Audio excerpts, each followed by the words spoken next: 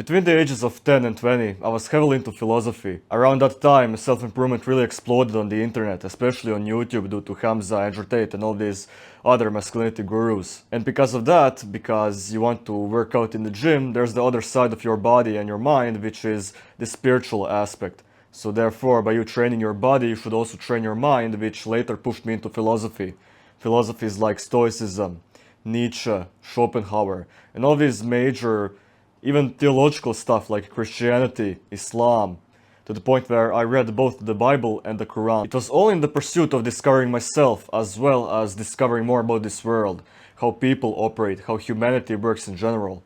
And because of that, that pushed me, once again, towards the black pill. You see, there is nothing wrong with learning about philosophy. I actually encourage it, that many people should dive into all these topics and sciences and philosophical thoughts, for example, that Stoicism is preaching, that Friedrich Nietzsche is saying, that Schopenhauer is saying, a little bit of Camus, a little bit of Machiavellianism. All of these are fascinating and great perspectives on lives, but in the grand scheme of things, it doesn't matter. You see, I do not know how I'm gonna be titling this video. Probably something like philosophy is copium. Philosophy is just a cope, because in reality it is. And I'm not saying that in a negative way. We all have to cope in some sort of way, but in the grand scheme of things, what is really important in this world? What is our function? What is our biological function? What is the reason why we are here? It's because our parents wanted to procreate, and now we have spawned here on this planet. And now we have to continue our biological drive of reproduction until the end of time. That's the real meaning to life. It is survival, and then later having kids and procreating. That's what we are biologically meant to do. That's what we are made. We are machines to do that. We are machines that carry a gene that has one mission, and that is to pass on that gene onto many copies. Just copy and multiply. The problem is, what if you cannot do that? Because many philosophers are mentally unstable. You probably heard about Friedrich Nietzsche kissing a horse, or that Schopenhauer was extremely depressive and pessimistic, or that all these other philosophers went crazy. I mean, Plato was literally wrestling to prove a point. Diogenes was literally just shitting and pissing on the streets. Like, all of these philosophers had some kind of instability. And I believe that that was most due to the fact that they are not fulfilling their biological mission, their biological drive. And because of that, you will just go through mental gymnastics over and over again until the point where you reach a certain thought pattern that has not been discovered by other people. You see, when a person is being pushed through trials and tribulations, through pain, suffering, not getting what they wanted, or they just suffered something so grand to the point where their entire world philosophy changes, of course that you're going to discover something about yourself that you have never discovered before. But most of these things can be prevented, because all of these philosophies, thoughts about the world, at the end of the day, they're just human interpretations of what actually is important, which is reproduction and survival. Of course, we as humans have a very big and great desire to learn more about the world, to just discover a lot of shit. That's the reason why we write, why we create videos, why we talk about many certain stuff. But at the end of the day, is that really important? Because in the grand scheme of things, in the grand scheme of the entire universe, nothing is really important. Your pain, your suffering, your desires, everything is not important. So why are you stressing yourself about all of these things, about all of this stuff, about all of your suffering? Because at the end of the day, your pain is irrelevant. Your pain is meaningless. You just suffer because you just suffer. You just suffer because you're a biological being that is not fulfilling your biological desires. That is why you suffer. And biology and nature does not care a single bit about your own suffering. That's the reason why we created philosophy, theology, and all of these other school of thoughts, is to justify our own sufferings, is to put an explanation that maybe it is made up, maybe it is not, maybe it is a rationalized explanation on why we suffer. Two things are inevitable. Suffering is inevitable, and death is also inevitable. So therefore, for the people that cannot bear the suffering of life, who just want to end it all, who just want to unalive, you need to bring something to the table to save them, which is philosophy. Stoicism tells you that all of your pains are in your head, and that you can just switch it off because it is not really important. I haven't really touched Stoicism in a very long time, And I understand briefly what Stoicism is preaching. It's preaching that all of your pain is in your head and that you can just control your mind from the inside, which at the surface level, yes, you can indeed do that, but it neglects certain aspects of life, which is the outside. You see, Stoicism puts a difference, it puts a barrier between the inside and the outside, but it is connected. Of course, you're gonna get angry at what your neighbor is doing to you. For example, a neighbor has built a wall that is going onto your own property. Of course, you're gonna get angry at that. Stoicism tells you that anger controls you, which, yes, I agree. We make terrible decisions when we are angry. But there's a reason why that anger exists. It's a driving motivator to use your emotions the correct way, to use your emotions tactically. Later, when Stoicism wasn't working for me anymore, because I just discovered that I'm gonna be angry until the moment I die. I'm gonna be sad until the moment I die. I'm gonna be experiencing so many emotions that sometimes cannot be utilized in a different way. Later, I discovered Nietzsche, and Nietzsche says that we should romanticize our pain, because many of our pains and sufferings are based on luck. They have no explanations. What, you're born in poverty, you're born in a disfigured body, you're born in a body that you do not like, you love a girl and a girl rejects you, you want to achieve something, you want to get a lot of money, but at the end of the day you cannot do that due to factors outside of your control. Many of our lives are dedicated by the outside, by the things we cannot control, and that's the reason why many of us suffer. That's the reason why Nietzsche says that we should romanticize our suffering. We should do something about our own suffering so that we can push through, so that we can become the Uberman. That's the reason why there's this idea about determinism and free will. I already talked about genetic determinism, and I'm gonna be talking more about free will in the future. But the concept about what Nietzsche says, what he's talking about, I guess that he's talking about that because at the end of the day, this is my interpretation of Nietzsche's work, because his work is very complicated for me. So whatever I say, it could be wrong, it could be right. That's my own interpretation. Please do not get angry in the comments when I talk about Nietzsche. If you are very well into Nietzsche, please give a better explanation in the comments. The concept of Übermensch is a person who is trying to break it out between the layers of free will and determinism.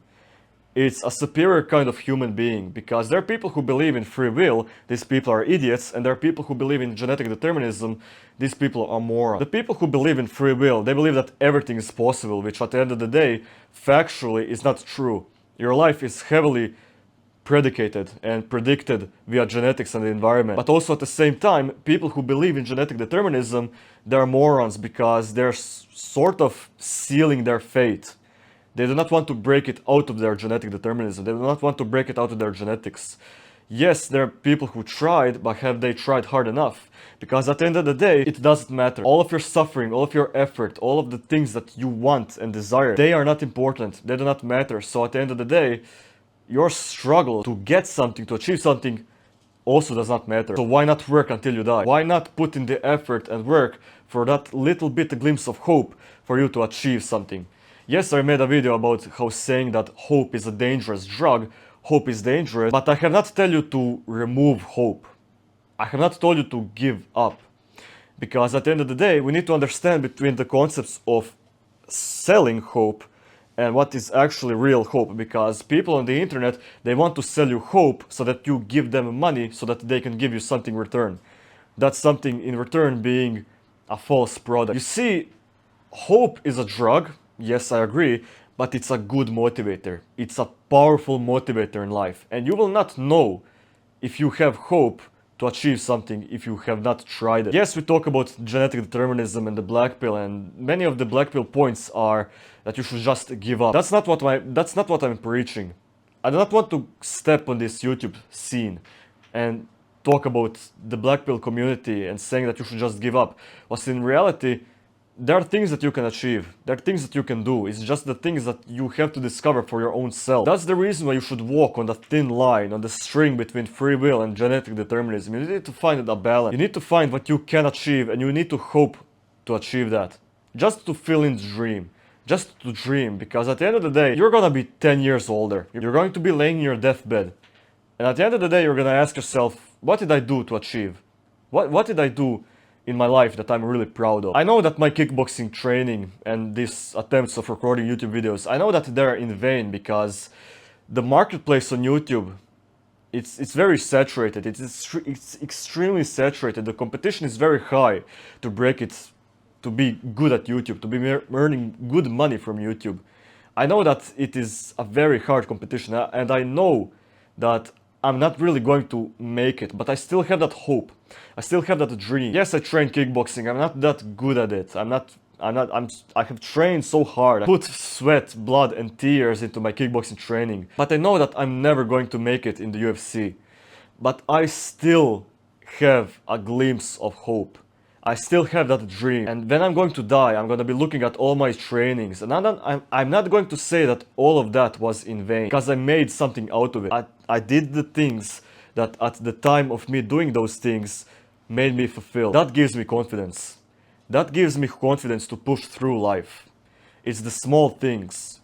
It's the small things that I want to inflate. Some people look at cardio training, kickboxing training as this small little thing that I'm gonna be doing for half an hour. But I'm doing that. I'm visualizing myself competing. I'm visualizing myself accomplishing shit in my own life. And maybe I'm in delusional. Maybe I have grand delusion. But those are the things that are pushing me through. Because I do not want to end it now. I noticed that I have many symptoms of depression. When I Google depression and the symptoms of it, I have a bunch of, I almost have 90%.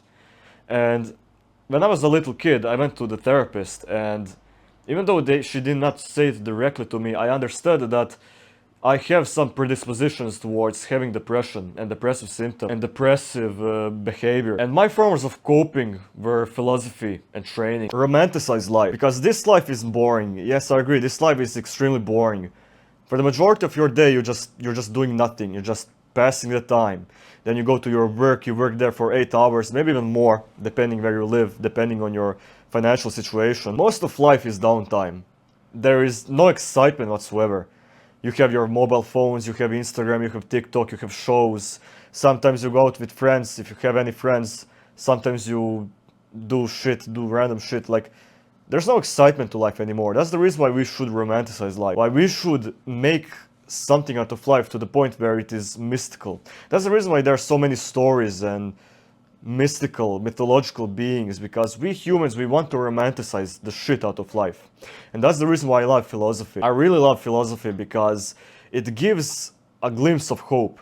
It gives some sort of explanations towards all of us humans, towards all of our suffering. It says that life is not boring, that there is always something to strive for, to the discovery of self, the discovery of the entire planet, of the entire world. Even though in the nature, in the grand scheme of things, death is unimportant, living is unimportant, eating food is unimportant, all this shit, it doesn't matter. It doesn't matter whatsoever. Nothing really in life matters. Like, there's no value to anything in life. It just happens. It happens and it just happens. But we humans, we put value to shit. We put value to things. We put value to life because of death. We put value to food because of starvation. We put value to shelters and connection due to the fear of dying alone, due to the fear of being isolated and starving. And even though I said that philosophy is copium and that philosophy is coping, you should cope in that sort of way, because maybe you discover something new about yourself. That's that for another episode of Cigarillos Talk. See you guys in the next episode.